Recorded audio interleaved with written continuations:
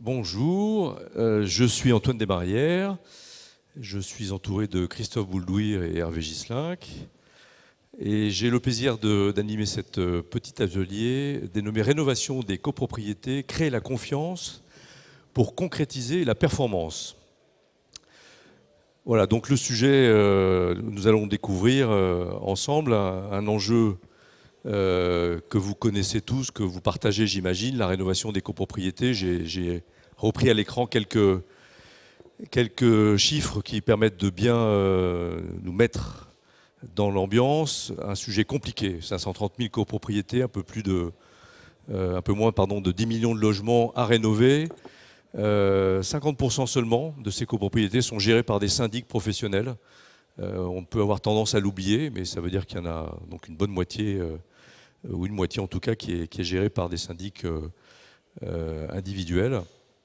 Et puis, pour un peu identifier le gisement d'amélioration de la performance de ce parc de logements en copropriété, si on prend uniquement les classes EFG, 40% du parc se situe sur ce niveau de classe, ça représente 4 millions de logements, et si on en fait une rénovation significative, ça contribuerait à une amélioration de 10 à 15%, une économie de 10 à 15% sur les consommations globales de l'ensemble du parc de logements en France, donc des 35 millions de logements. Donc il y a vraiment un enjeu majeur dans la rénovation de ces copropriétés. Pourquoi Qualitel s'intéresse à ce sujet, puisque vous l'avez bien sûr identifié, donc j'ai l'honneur de diriger l'association Qualitel.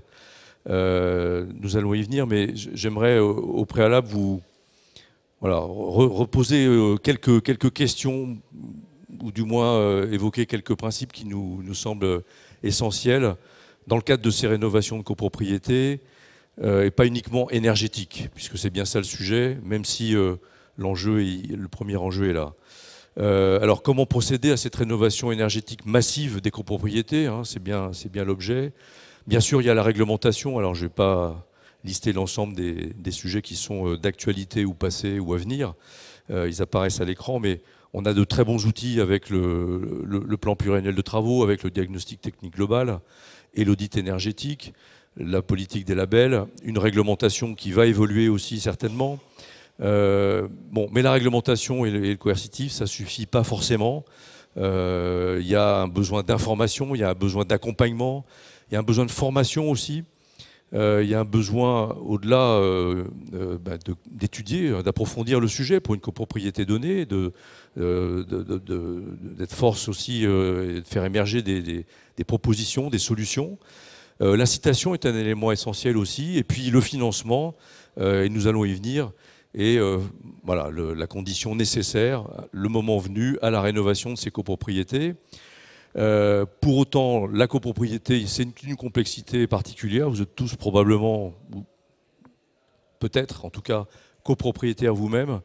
Le sujet difficile, c'est la décision. Comment est-ce qu'on fait pour décider en copropriété dans un collectif d'individus qui ont tous une perception différente, des contraintes différentes. Il faut donner confiance aux copropriétaires, il faut les convaincre. Et ce sont les réponses concrètes, et donc c'est la réponse que je souhaite apporter avec vous cet après-midi, avec Hervé Gislinck, directeur commercial certification de Cercal, et Christophe Boulouir, directeur régional de la centrale du financement. Il nous faut apporter une réponse concrète, et nous pensons pouvoir apporter cette réponse concrète en convainquant les copropriétaires.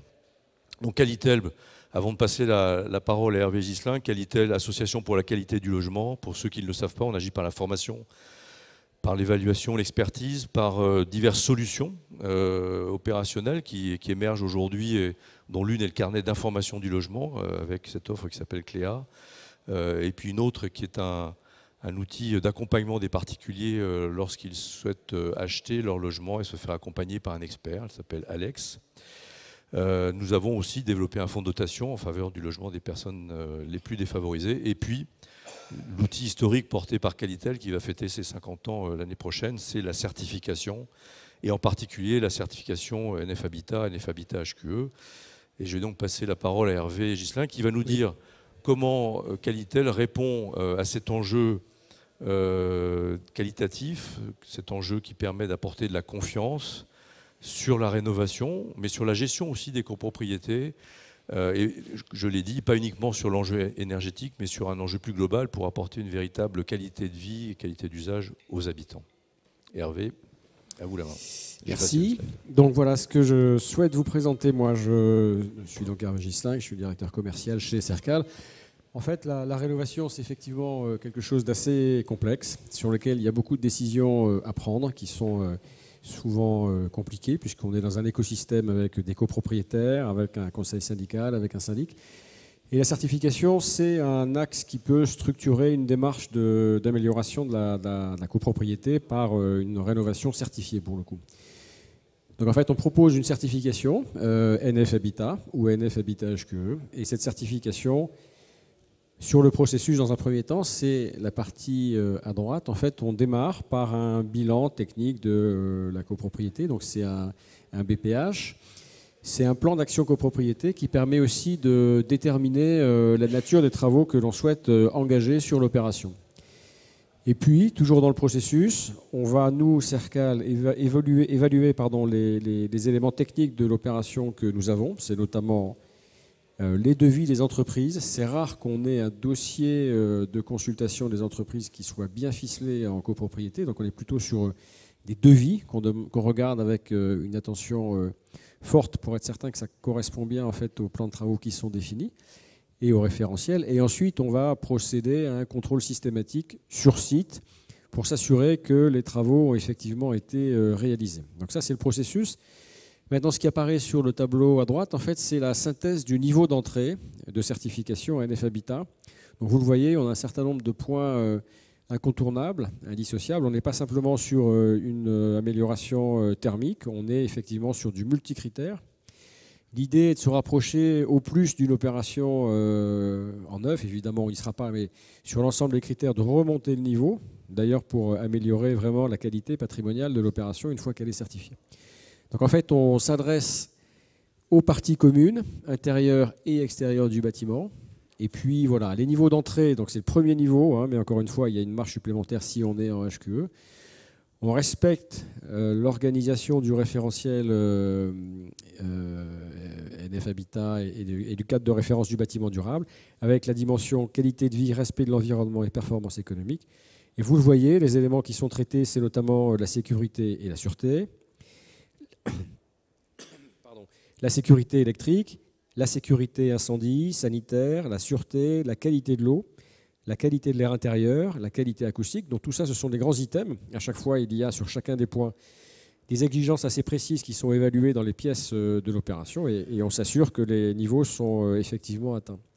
Sur le respect de l'environnement, on est notamment sur la notion de toiture de la copro, qui doit être bien isolé, sur la validation de critères techniques, notamment si on est en chauffage collectif par exemple, etc. On a un référentiel qui est assez complet et naturellement on délivre tous les labels de la rénovation qui sont sur le marché, Rénovation 150, Effinergie et même BBCA. Et puis sur la performance économique, pour être sur les trois axes de cadre de référence du bâtiment durable, eh bien on est sur des éléments de clos et couvert en bon état pour apporter une bonne garantie. Donc ça, c'est la partie purement technique. Après, si on est vraiment sur les bénéfices de la certification, puisqu'on va s'adresser, c'est évidemment le sujet, hein, on va s'adresser à des copropriétaires qui sont déjà habitants. En fait, il faut donc leur apporter un niveau de rassurance sur la qualité du logement une fois qu'ils seront certifiés. Et c'est notamment voilà, une sécurité renforcée sur l'installation électrique, sur l'installation collective, sur la protection anti-intrusion par exemple.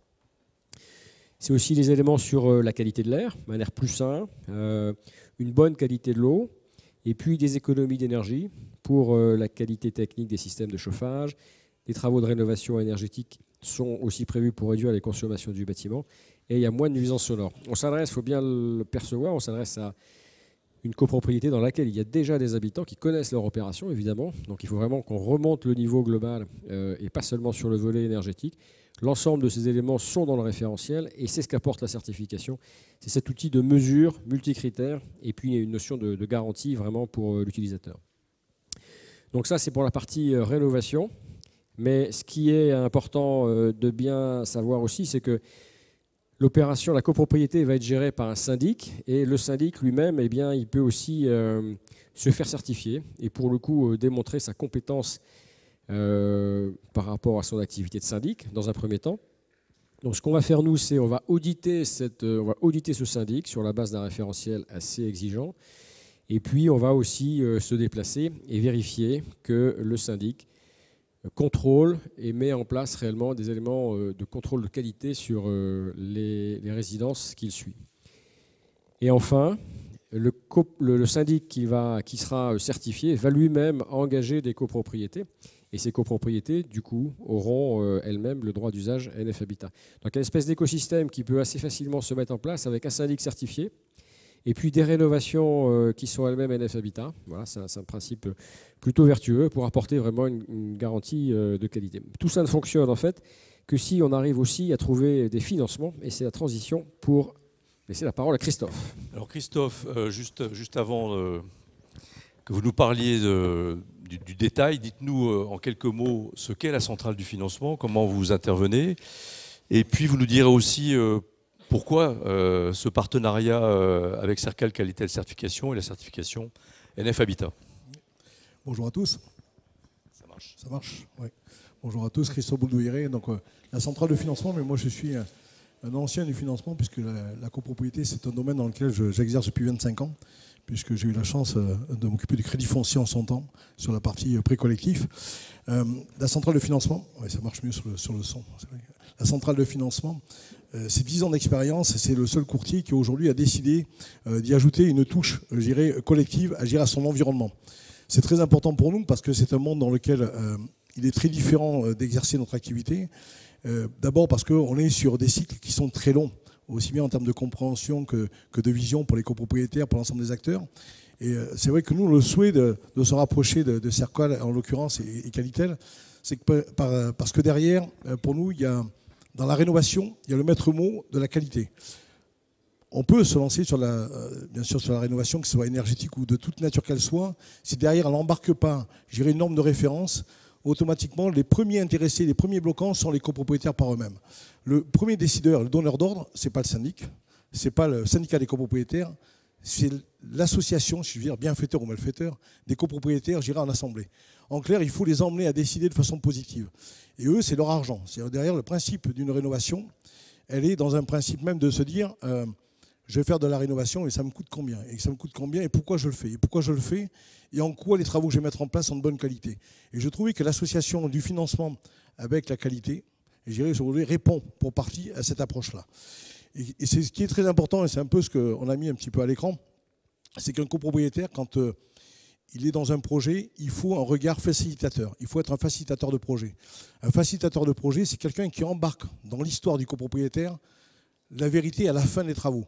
En clair, il n'y a rien de pire que de dire je vais déclencher 20-25 000 euros de quote-part, parce qu'aujourd'hui, quand on est sur la rénovation énergétique de qualité, les quotes-part moyennes se situent entre 20 et 30 000 euros. C'est ça la réalité. La complexité de l'exercice, c'est d'emmener les copropriétaires à dire que cette chose va être réalisée, mais ça va se réaliser dans 18 ou 24 mois. Donc l'échelle de temps, pour lui, est très importante dans la compréhension de savoir là où il se situe et là où il se positionne.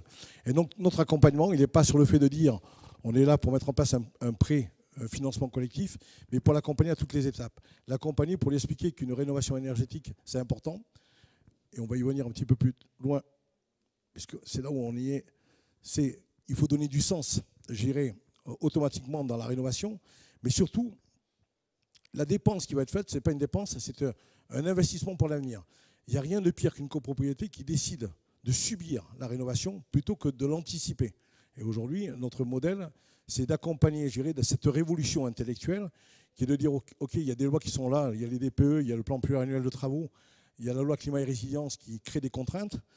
Mais par contre, derrière, il y a des aides, il y a des accompagnements qui sont pléthores, en l'occurrence les subventions publiques, mais également vous avez donc le type MaPrimeRénov', mais les certificats d'économie d'énergie. Mais sauf qu'un copropriétaire aujourd'hui, il est perdu dans ce méandre qui est derrière le financement de la copropriété et la rénovation énergétique. Donc il lui faut un garde-fou, j'irais un bâton de guide aveugle au milieu de tout ceci. On essaie d'être celui-là à ce moment-là. Donc en clair, on lui rappelle que la rénovation, c'est un investissement.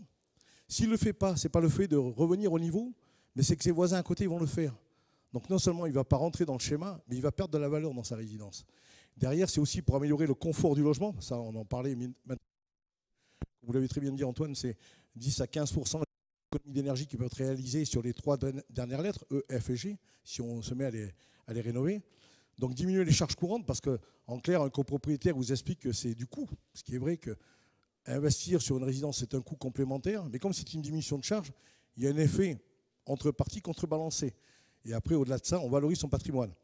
Pour le revendre, bien sûr, en se rapprochant du marché, et puis surtout dans la mise en location, puisqu'on sait bien que si aujourd'hui certains logements ne sont pas rénovés, on a un vrai sujet qui fait que d'ailleurs, ou bien on ne pourra plus louer, ou alors le prix du loyer sera bien sûr inférieur à celui du marché. Donc ajouter une certification, pour nous, c'est offrir une référence sur la qualité des travaux et surtout sécuriser les copropriétaires, je dirais, sur les travaux qui seront réalisés. Donc une projection positive et non pas une contrainte financière pour eux. Et en clair, on va aller sur un exemple donné, comme ça vous allez vite comprendre. C'est une copropriété sur laquelle nous sommes en train de fonctionner, qui est à Montpellier. Excusez-moi, c'est lié un peu à mon accent, qui n'est pas vraiment un accent du Nord, mais plus du Sud.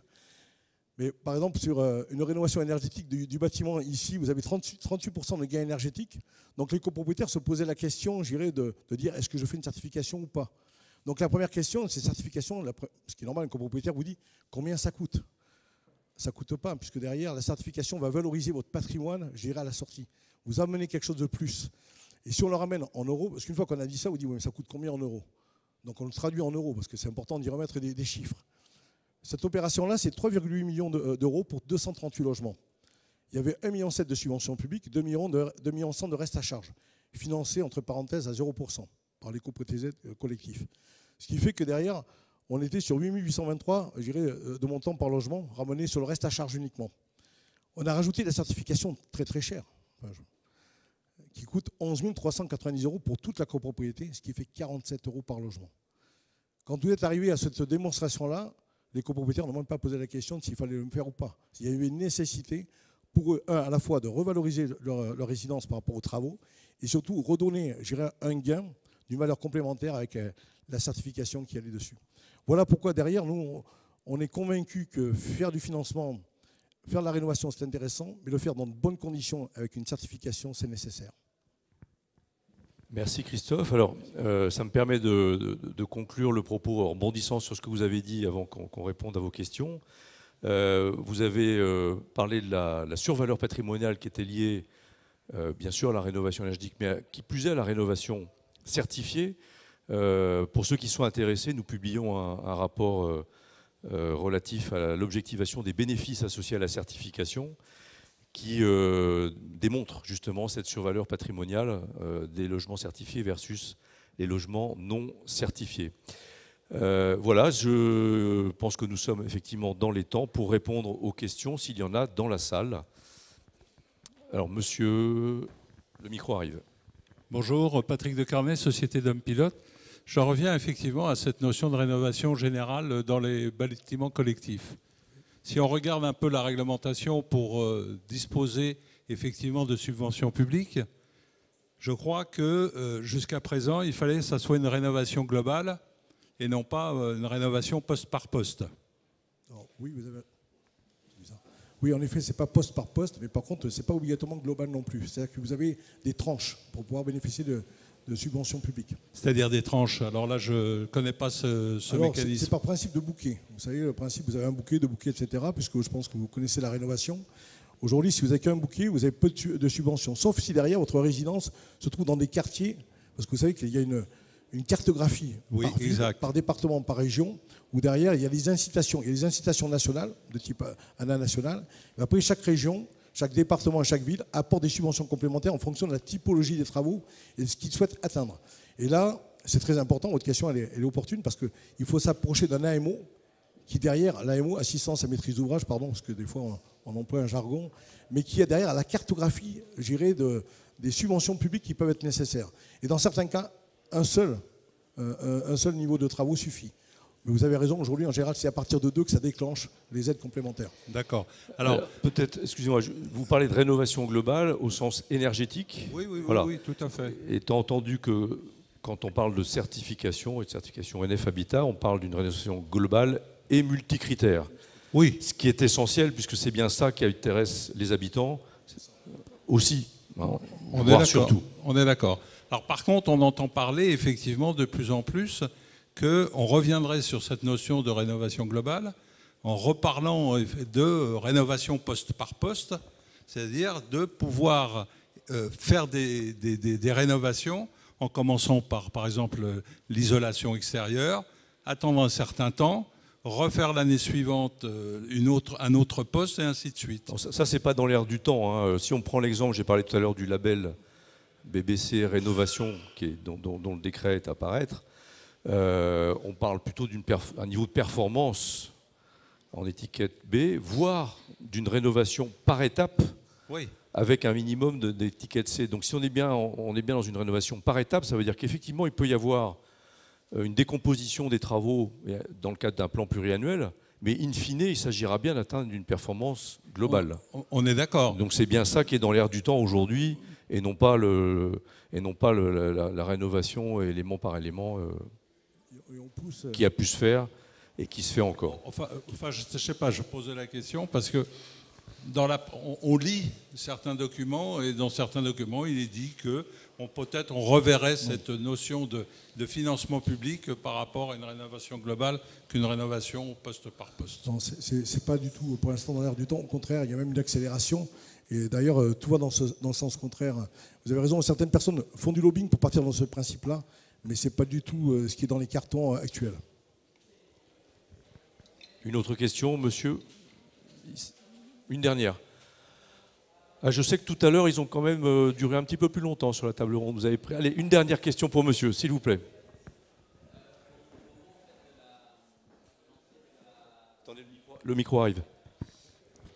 Vous aviez parlé au moment de la certification d'une copropriété d'un check au démarrage et ensuite d'un contrôle de qualité. Je voulais savoir, est-ce que c'est vous qui l'opérez et comment il est suivi à l'heure où on parle du carnet numérique du logement? Qu'en est-il pour la copropriété dans le cadre de ces certifications? Eh bien, oui, en effet, c'est nous qui le faisons. En fait, nous, on a un réseau d'évaluateurs qui est formé pour travailler sur les différents référentiels, en construction, en rénovation ou en rénovation copropriété. Donc une fois qu'on a contractualisé avec une copropriété, eh bien on missionne ce technicien qui va commencer par faire un BPH, un bilan patrimoine habitat, qui va regarder l'ensemble des éléments de diagnostic et puis qui va ensuite travailler avec la copro par rapport à leur plan prévu d'amélioration de l'opération. Et une fois que les travaux sont ensuite décidés, eh bien nous on vérifie que les niveaux prévus sont effectivement ceux qui apparaissent en fait sur des éléments contractuels qui seront développés en fait par la maîtrise d'œuvre. Et ensuite, on va aussi missionner le même évaluateur, vraisemblablement, pour vérifier in fine que les éléments sont bons. Donc on s'occupe effectivement de l'élément de contrôle et on a cette prestation technique tout le long du processus. Et ensuite, nous, Sercal, nous vérifions la qualité des rapports et on délivre les certifications à la conception et à la livraison. Voilà. Merci à tous. Pour ceux qui souhaitent poursuivre la discussion, nous avons un stand sur la droite en sortant.